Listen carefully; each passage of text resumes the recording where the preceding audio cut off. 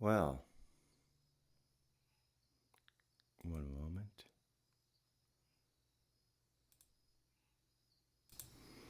I don't know why it's so difficult for me to remember to check the sound volume on the Mac, but it is, and I do apologize. But here we are. I'm Bruce McDonald, and this is the Talamanca Review. And it's 11:36 p.m.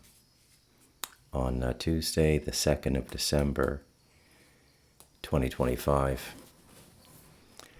You know, it's almost 2 years to the day since I put The Devil in Us, a memoir of you and me, up on Amazon. And I've spoken to a lot of you who've read it. And it was an experience. You know, the whole thing was an experience. And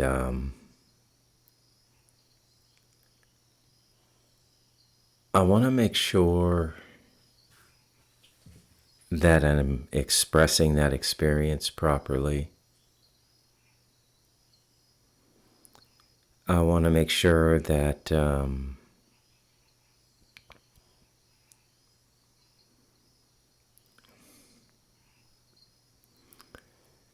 I don't misrepresent anything. And so here we go. You know, throughout this process of life,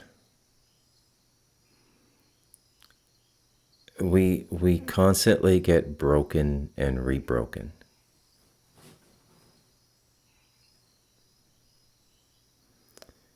So if you want to understand what a breaking story is,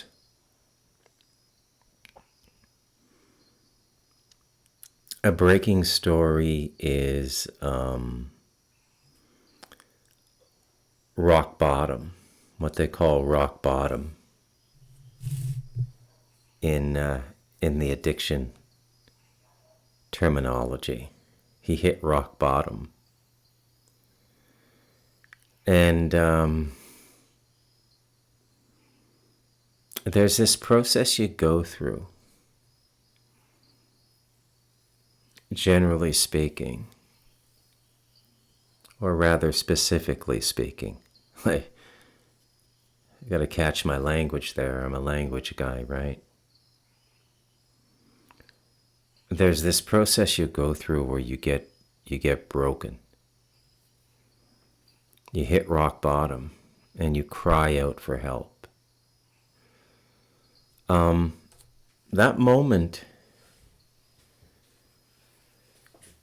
is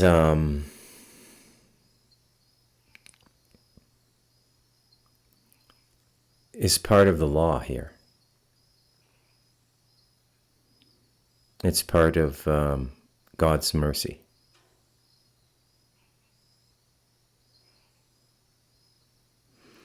Now, I want you to also remember something that I have said numerous times on the Talamanca Review, and that God and life are synonyms. Okay? I do not anthropomorphize God. Although you can talk to God, and truth be told, I pray now more than I used to. I used to think prayer was stupid.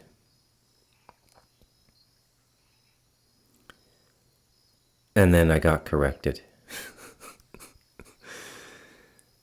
And I'm thankful for that correction.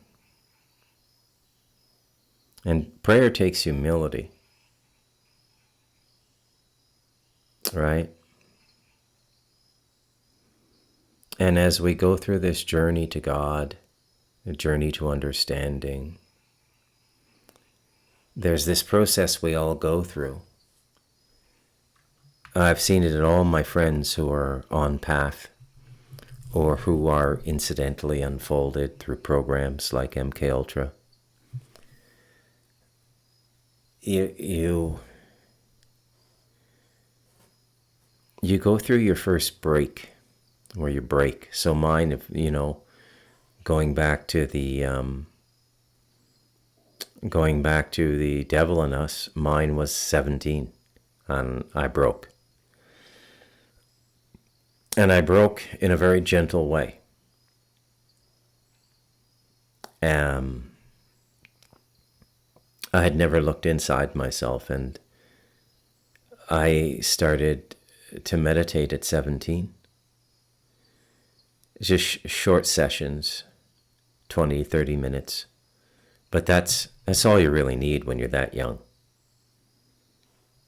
You don't really get into the longer meditation until you're older, or unless you're raised in a monastery like with the Tibetans or something, or given by a poor family to the Vedic yogis in the Himalayas as a young boy and trained by them. And when I looked inside myself, I realized immediately, almost the moment I began meditating. So the very first time I asked to go out of my body, I popped out of my body. Exactly like people say, like when I was 17 years old. And I could see myself from the corner of the room, just exactly like they say in the literature. I was only 17 years old. And I immediately, after that, stopped drinking. I used to drink beer and Jack Daniels. Ottawa is walking distance to the province of Quebec. So the nation's capital is right on the border between Ontario and Quebec. Those are two Canadian provinces for you Americans. A province is sort of like a state for you Americans. And so I started drinking at like 15 because legal drinking age in Quebec was 18. But if you looked 15 or older, they'd let you in a club. The French are more flexible that way. They just are. And so I drank beer and I drank Jack Daniels. And I could drink, it was just in me. I mean, come on, with a name like MacDonald, I could drink. Like I could do 10 shots and 10 pints in a night and walk home. And I was working construction. I'd already dropped out of high school at 16. And I remember that very first time I went inside myself, I saw something. I can't really describe it to you, so I'm not even going to try. But it changed my life, and I saw a different kind of life. And there was an energy waiting for me there. It's kind of like that Christian energy, just God and love. Not visually or anything, it was just there. And I never knew that was there, and I never knew I could just sit in it. Up until that point in life, my life was completely exterior, although there were strong hints that I had a profound interior life. Right? Love of music. I'd already started reading a little bit. But it was a very physical life. My family was not an inward-looking people. There was really no self-reflection. So it was school and sports. And so that was my first break, but it was like a gentle break. I just said, wow, there's this whole other life going on. And I want to be a part of it, this inner life. So getting back on track, breaking is an important part of life. So I broke with the old Bruce at that point, but it was relatively, well, I wouldn't say painless. I mean, I'd been kicked out of the house. I spent a little bit of time on the streets before I got myself settled. And a lot of very uncomfortable experiences. What happens to young kids on the street is very ugly. And it forces you to grow up very quickly. Right? And it forces you to realize that there's really bad people out there. And you say to yourself, why are they so bad? They should know better. They're adults. That's what you say when you're a kid. And then if you keep on that path, you're just going to accept that this is the way the world is. Everybody's bad and you're going to become bad. And that's this vicious cycle we live in, right?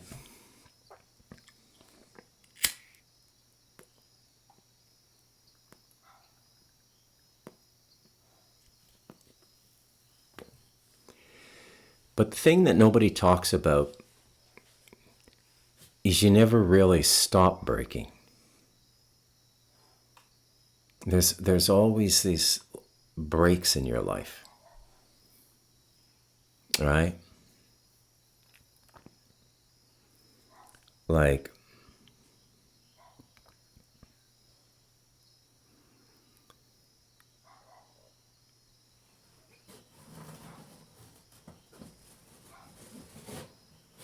what happens is the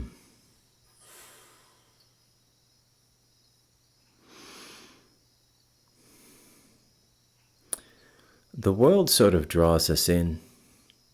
I mean, it's very difficult to stay really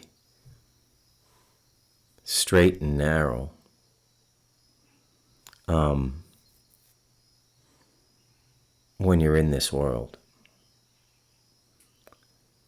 Because the world demands your attention because of the survival mandate.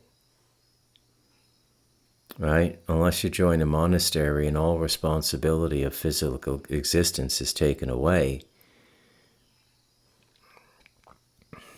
you're always going to have to deal with this world. And then when the world becomes predominant, then you forget this inner life again. And so as we go through life, there's this constant oscillation between the inner and the outer for the seeker. Now, the way I dealt with that was I never really worked 12 months a year. I've only worked like 12 full-time, like 12 months a year, whether I was on contract or salary employed at a company. I've only ever worked a job like 3 times in my life. Once for 2 years, which was my first high-tech job. And the next one was like, I started in 2008, and I worked at the one place until 2011. And then again, 2014 to 2017, where I worked at the bank that allowed me to buy this property. And I had no money saved. I was not living a normal North American life. No money saved. How do you save money? When the moment you have a bit of money saved up, you take 6 months off work and, you meditate and you write and you live your life, spend time with your son. I usually overlap this with the summers. Spend as much time with my son as possible. So he was with me every day, Monday to Friday, in July and August. When he was younger, when it was cool to hang around with your dad. That goes away around 15, 16. But it was a nice time. And so I would always kind of rebalance myself with this time off. And then I broke and I broke and I broke, like all of us, right? So I broke when I was kicked out, about a year after I was kicked out, a year and a half after I was kicked out. I kind of got broken enough to open myself up, to allow something spiritual to come in. Come to Jesus moment, as they say in Christianity. And then I broke again when when I got divorced with a child. That just really, really affected me. And I made a promise to myself that I was going to be the best dad I could be, even though I had no family anymore. But the marriage in a way kind of broke me again. But every time these breaks came into my life, it would open me up to more. Open me up to more.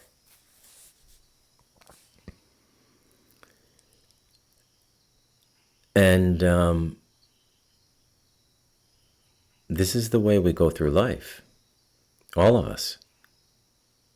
Okay? Now, the reason you get this moment of self-awareness just before you're about to go off the cliff is because it's part of the contract. Okay? So the contract is spiritual and it's a legal. It's law. There is, especially the law mainly applies to the astral and the physical. It's a binding set of terms, and the reason there's law between the astral and the physical, and the law is fairly well captured in the Bible, right? And this is part of the breaking I'm going through now. I'm going through another kind of a breaking in a sense. And I'm realizing that there was a lot of really good stuff in my birth religion. And I'm not redacting anything I've said about the Abrahamic system. I think my level of criticism and the details for my criticism are almost as verbose as Jordan Maxwell's. It's a very, very toxic system, but there's a lot of really good stuff in there at the same time, because you can't convince people of a 100% lie. If you want to bring people into something, there has to be truth and a portion of lie. But the portion of lie can be very small, 5, 10, 15, 20%. And that'll be enough to corrupt the whole system, because you got to get everything right. Because it's a relationship between the inner you and the outer you, and you got to get it all right. You know, in school, 80% is an A. You know, over 90 is an A+.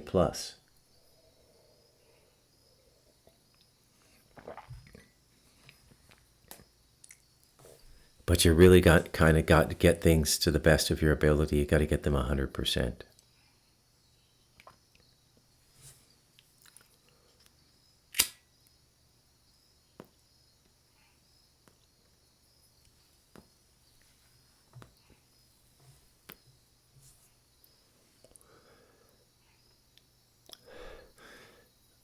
So there's a whole bunch of law that governs us. Now, where there's law, there's authority. And where there's law, there are things that want to defile, desecrate, and decimate. They exist in this creation.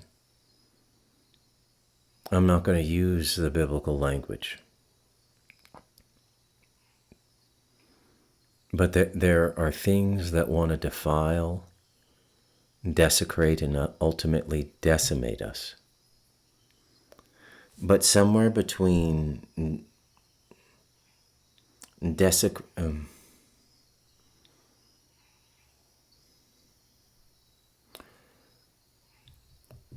the moment of clarity comes before you commit to desecration.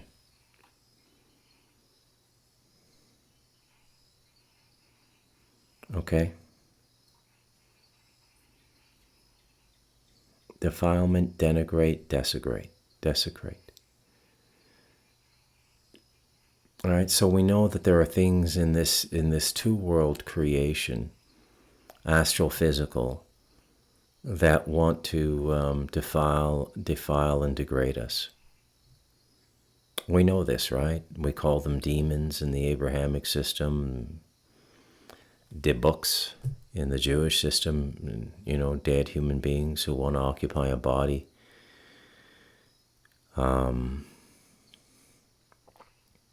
And there's a system of law governing it all.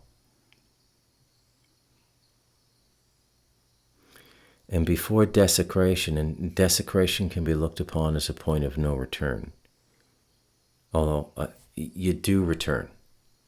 You do. But to go off the cliff of desecration is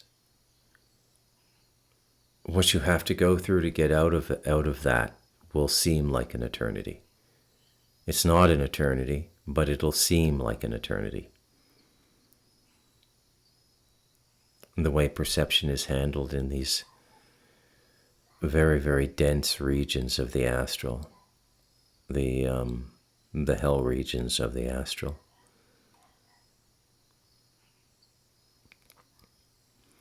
So you get a moment of clarity, and suddenly a mirror is held up. This is the law. Because the entity can't push you to desecration without your consent. Can't do it.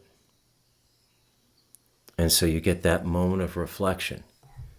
And this is why I think sometimes Christ is referred to the fisher of men. Fisher of men's souls, right? He's got his net out here in the world.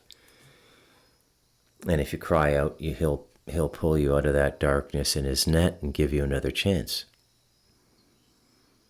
And I believe that's true.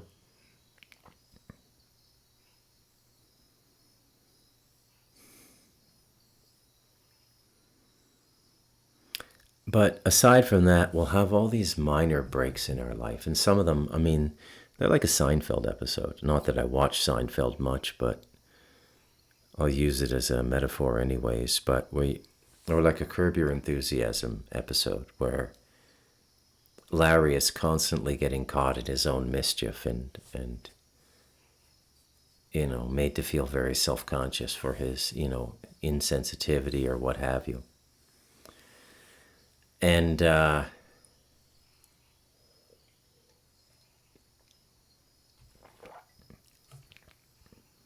it's in these moments that you self-correct, and you'll keep having them. There's no final resting spot.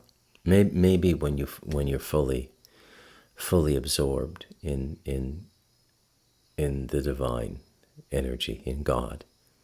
You don't have any more breaking points. But that's 100% service to God. Very few of us actually ever get there. We call those people masters, avatars, saints. Now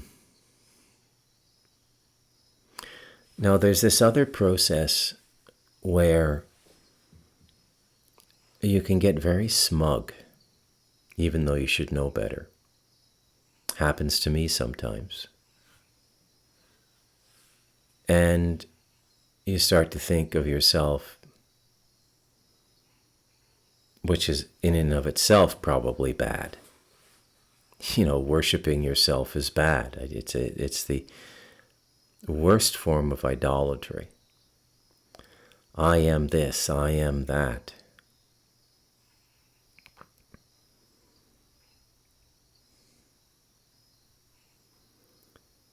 And then you'll get corrected, you'll get corrected by friends, family, loved ones. And then you go, oh, wow, okay, I didn't realize I was doing this. And it's normal, right? It's just normal.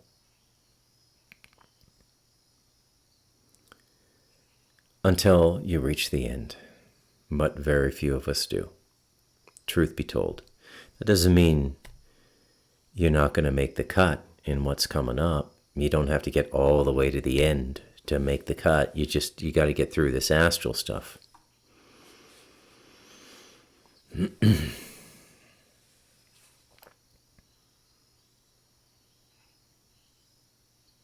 Now, what happens when you commit to the desecration?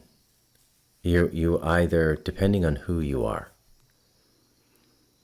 either immediately destroyed spiritually, meaning that you're completely cut off from love and mercy. Now, if you're in a position of wealth and power, you can go on like that for a long time. Right? What do you need love and mercy for? You have all the power in this world, in this realm. You don't need love and mercy. You don't have to cry out for anything. You don't need any help from anybody. You've got billions of dollars. You've got your own security team. You've got access to the best doctors, the best hospitals, the best specialists in the world. Oh, I've got this, and this wrong with me. Well, the best guy for that's in Dubai. That's going to cost about $260,000. All right, let's pop on the private jet and fly over to Dubai and get an immediate appointment with this guy, because there aren't a lot of lineups for people like that. You get in, you get your health problem corrected, and you're back on track.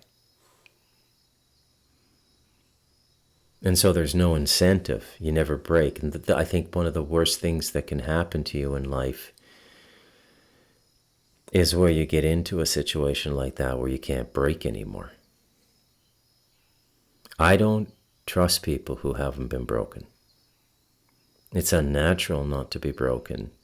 I think one of the characteristics of the soulless people is they can't be broken. And this would go far beyond the example I gave of the rich and powerful. This would extend to people who just, they don't ever get that moment of self-reflection, spiritual self-reflection, not egoic self-reflection. They don't ever get that moment of self-reflection because there's no self. And yet they're not self-destructive. Right? Self-destructive people are always sold. Because it's a form of spiritual pain that brings, or the absence of spiritual love, the absence of the connection with the divine, that promotes self-destruction. But another part of you, unconscious, knows it exists and wants it. So it's like you pushing yourself to that breaking point. And I'm telling you, the way I grew up in Ottawa, Canada, in the nation's capital, with the sons and daughters of civil servants and deputy ministers and stuff like this, senior people in the National Police Force, our Royal Canadian Mounted Police. I saw a lot of people like this. And they're not bad or good. They just don't seem to be there. So let's take them out of my example. The Talamanca Review is for souled people. It's for people who have souls. It's not for the soulless. The soulless would not spend a minute watching this, listening to this. It has no value to them.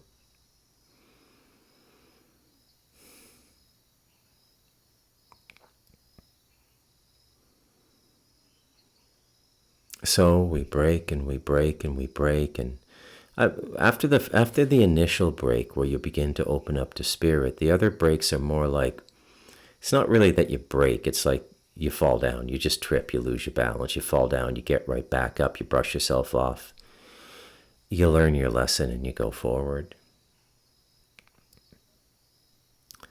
And this happens everywhere.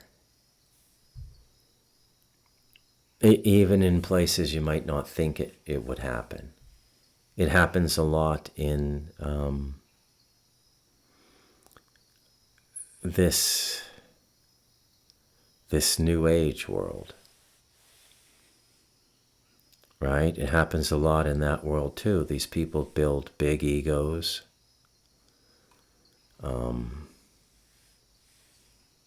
And, opening up your psychic centers will make your ego really big. Well, I can read minds. I can talk to the dead. And then you're just doing yourself a lot of harm.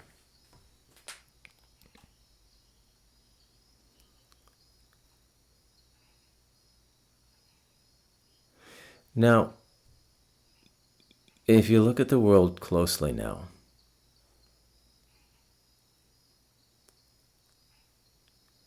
our institutions have become completely satanic. And always I have to footnote that statement with my definition of satanic. I use the word because it's a word of convenience amongst English speakers, not because I necessarily believe in Satan per se. But it's degenerative behavior. It's deliberately negative and degenerative behavior.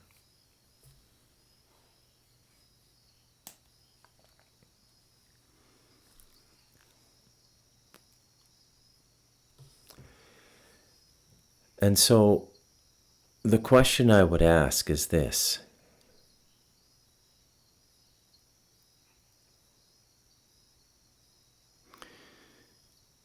Before desecration, by law, you have to be given a moment of self-awareness. And then you, in that moment of knowing, yeah, I'm here, I have a soul, I want to keep going, I want to move from degradation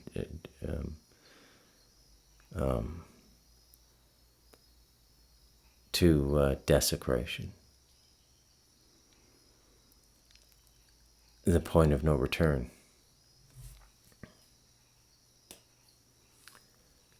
But what happens when, in a sense, the world finds itself in a moment like that?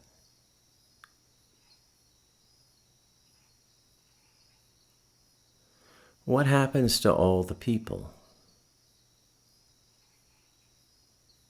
What happens to the people who say no? And the reason I'm making this distinction is when you're dealing with a society and a government is proposing desecration, the government and its institutions take upon themselves the role of Satan, and they propose desecration. And X percentage of people in the society don't know the questions being asked, and failure to answer the question is considered consent. If you don't dissent in the law, here and there in the law, if you do not dissent, you are presumed to consent. So the people who don't answer the question, the people who don't even have the consciousness to know the question is being asked, in a de jure way, they consent.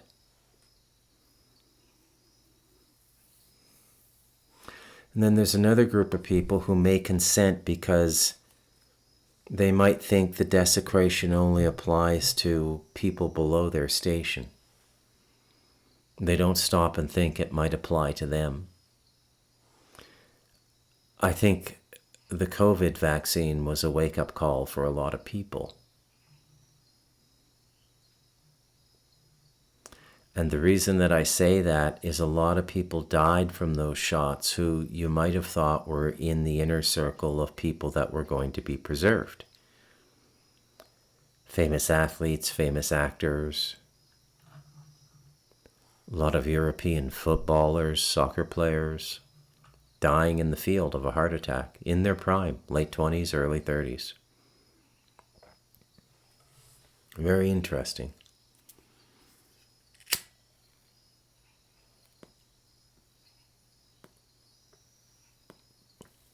And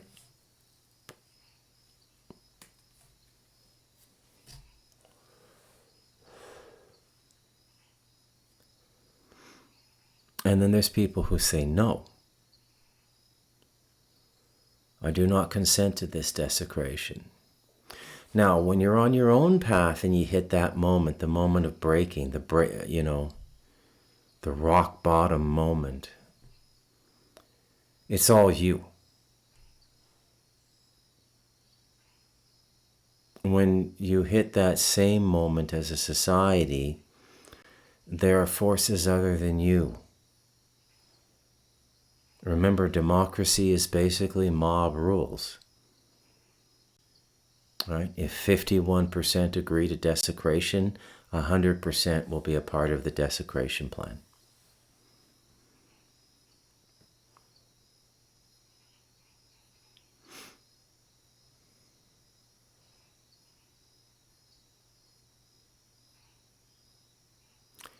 It's a very uncomfortable thing to contemplate.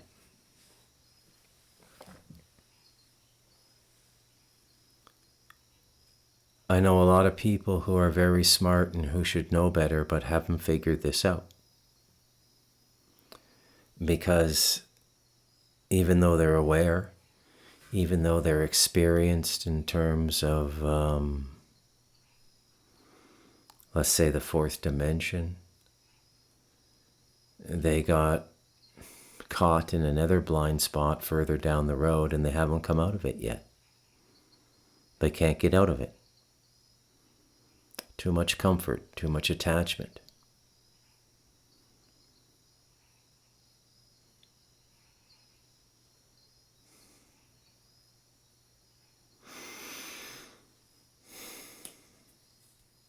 No, I am absolutely convinced nothing is going to turn Western society around.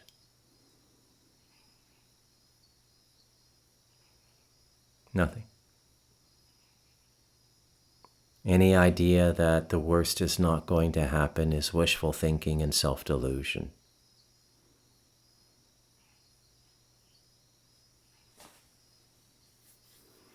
That doesn't mean there will not be parts of the Western world where people continue, but they'll be living in a kind of Amish way. They will be outside of Babylon, to use more biblical language. They will be outside the beast system. They will be outside the realm of Satan. And that grace alone, whether conscious or unconscious, will save them. Because they already know how to live. You know, when the Holy Spirit told Joseph in a dream to get his family out of, I can't remember if it was Nazareth, get his family out of Nazareth because Herod was going to kill all the babies because his soothsayers had told him, his sorcerers had told him that a powerful personage would be born who would rival his authority. And he couldn't accept any challenge to his power. And he was so dark that he killed newborn baby boys. Some people think that story is not true, literally. It is. I mean, the numbers, nobody knows for sure the numbers. Could be as little as 14 or 15, could be several hundred, I don't know. One would have to wonder how many baby boys there were at the same time. But I mean, Joseph didn't say to the Holy Spirit, well, all my family's here, my sisters, my brothers, my nieces, my nephews.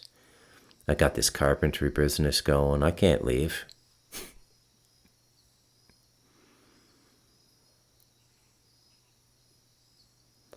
If you know, you know. A lot of people who pretend they know and they don't really know. They're just shining themselves on and they've gotten so good at it, they're trapped. And they're so sophisticated that they won't even hit the breaking moment anymore. They won't even lose their balance. They've gotten things so well worked out in their own interpretation of the game of life, that they think they have it all figured out, but it's just a deeper deception. Or, quite frankly, there's many people who just don't care. You know, I think you should always choose life, at least to a certain age. I don't think I'll move again at 60. You know, and I understand, it's very difficult for people to make decisions, and to leave and to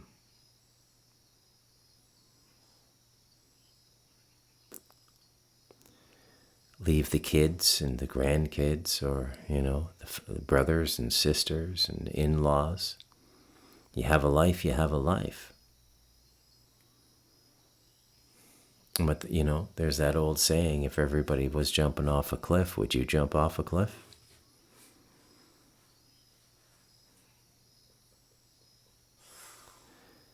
So I find it very interesting as I was reflecting on this today, and that this point in a journey, this point in the law, is valid for an individual. You get the moment of self-awareness to consciously choose whether to avert desecration or to go into desecration. But in collectives, you don't get it so clearly. And this is one of the things that's confusing a lot of people, I think.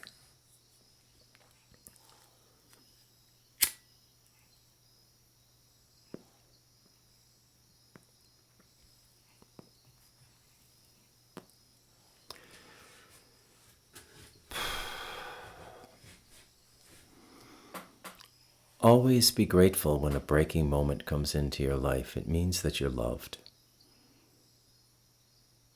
Even when the demons come into your life, you're not fully gone.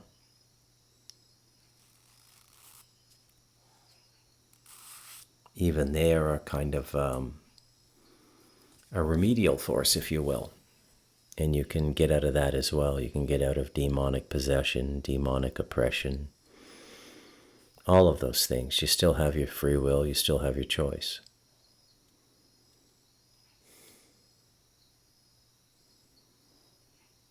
But at a certain point in this journey, this collective journey, you don't have a choice anymore. Or your choice is to stay or to go.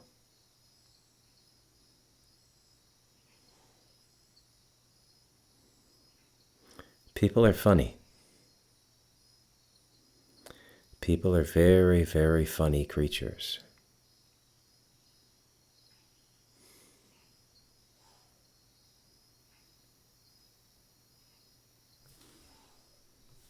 My buddy across the mountain there, Shunyamurti, he says, when they were giving out the COVID vaccine, he said, it's just your body, give it to the demons. I remember thinking to myself, what a fucking goof. What a jackass.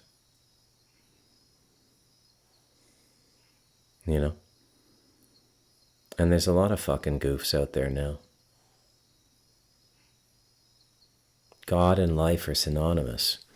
Now, life continues out of the body, but an occupied body life, an incarnation, is a very special opportunity to grow. You can't do it as much on the other side. You don't have all the faculties, and if you end up in the fourth or the fifth dimension, there just isn't enough going on there. This 5D thing doesn't sound like a great ticket to me either. I mean,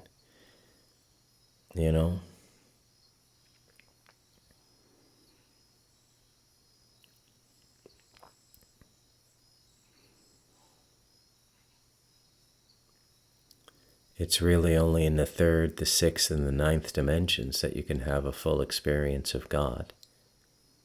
Again, that cycle of threes, I've explained all that. The 12-dimension construct is a mathematical structure. And the energy sustaining it all, which is God, is, and that's the best way to look at God, is an energy, but a conscious energy. You can talk to it. That's why prayer is valid. You can have the full experience of God in the third, sixth, or nine. And the reason that is because those dimensions allow the random into them, just like 3 repeating or 6 repeating or 9 repeating. And it's cycles of 3s. That's the only time in this mathematical structure where you can get something repeating into infinity, where that decimal 3 fractal never really recedes. It just keeps going on. It could go out to 1,000,000 or a billion, into infinity. And because the number can't close, that means there's a crack in the system, in the 12-dimension system, in which the energy can come in. God energy can come in more directly. And that's, to my understanding, the secret of the 369.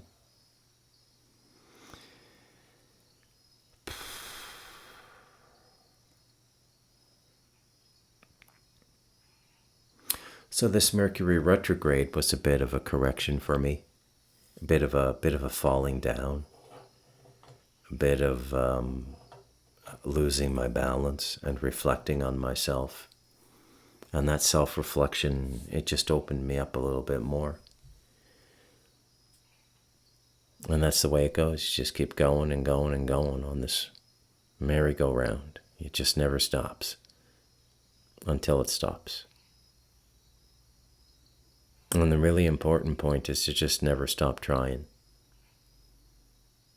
Right? Never stop trying. Always put what you have into life. Always give it your best. Always try things. Always be brave. Always take risks. Reasonable risks.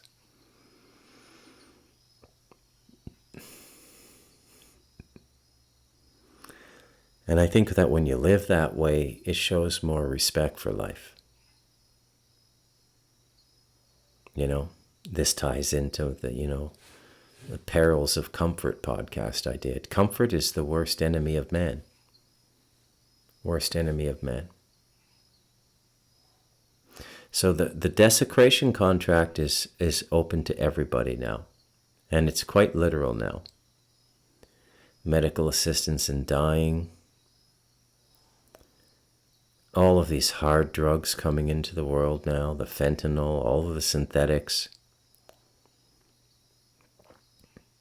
This is all some kind of demonic intelligence. It's not an evolutionary leap.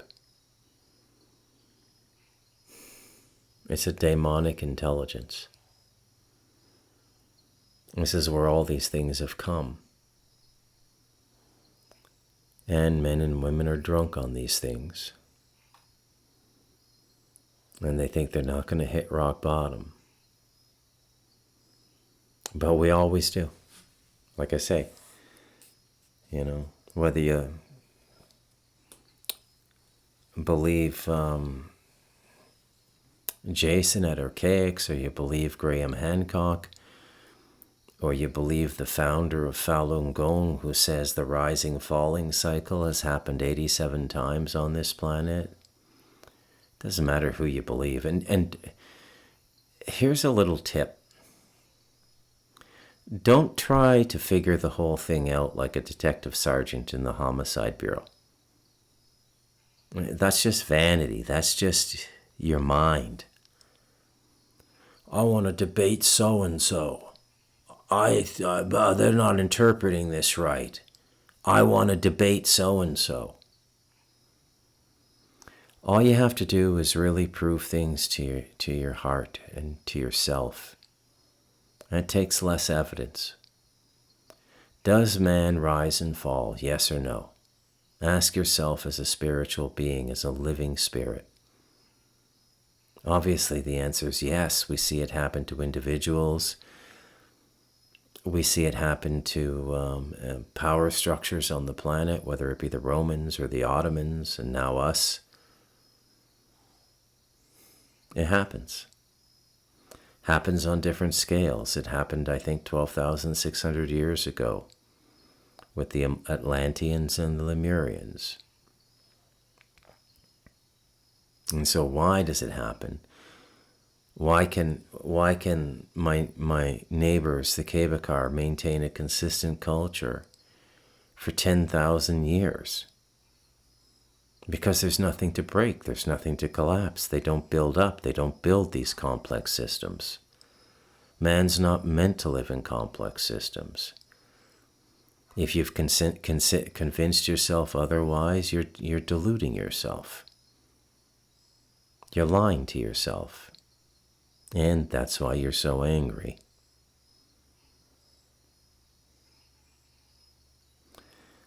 This is the way the world works. This is the way the world works. This is the way the world works. Not with a bang, but a whimper. I'm going to call this podcast Breaking. I'm Bruce McDonald, and this has been the Talamanca Review.